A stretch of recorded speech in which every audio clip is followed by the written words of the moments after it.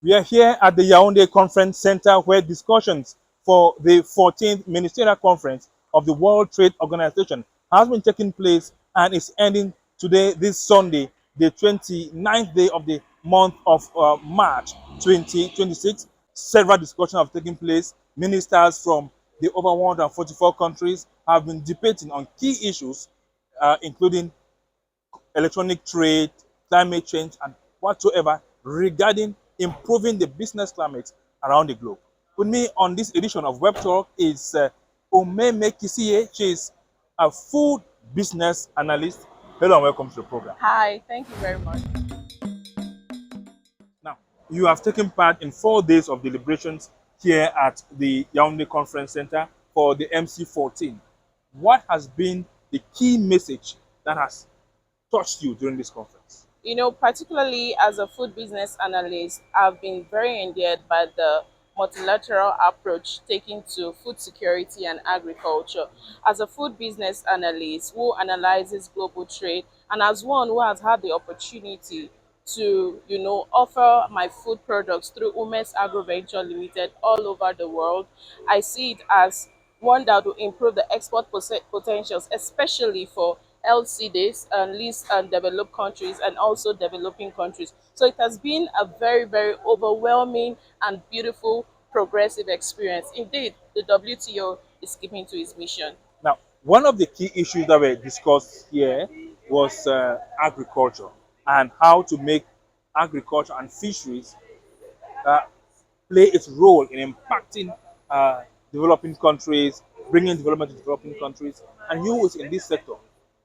Do you think that discussions here are helping particularly countries like Nigeria, where you come from, to improve on their agricultural productivity and also transformation of agricultural products? Yes, of course. In fact, that cannot be overemphasized. You know, the Fisheries Act and the resolutions are beneficial to every nation because if you save the fish, food security is assured with the fisheries reform. So it's a welcome change and progress even for Nigeria and for me as an SME. There is this talk from NGOs who have been uh, holding events on the sidelines of the MC14 regarding their disagreements with the ministerial decisions taken behind closed doors. Have you listened to some of them, and what is your take on that? Yeah, when it comes to multilateral trade, that's the beauty of the WTO. Every party is able to bring out their um their views and perspective, and every perspective is respected. And I believe as the negotiations and the finalizations, the final talks take on today, everyone will leave happy. Well, some may be more happier than the other, but constructively, I know that the mission of the WTO to foster multilateral trade will at last be achieved. Now, let's conclude with this question. What to you is a take-home message from this conference today?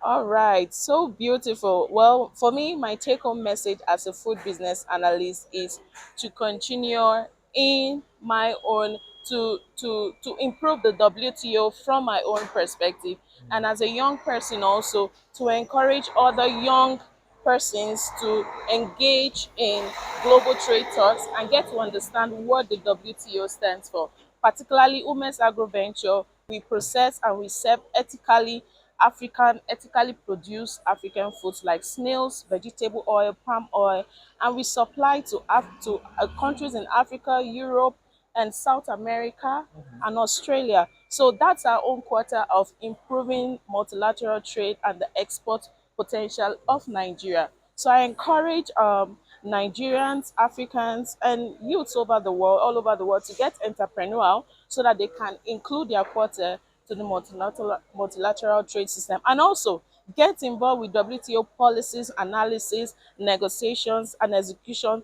Find yourself in rooms where you can impact the next generation for trade. Thank you. Now, tell us, You have stayed in Cameroon for about a week. What have you eaten?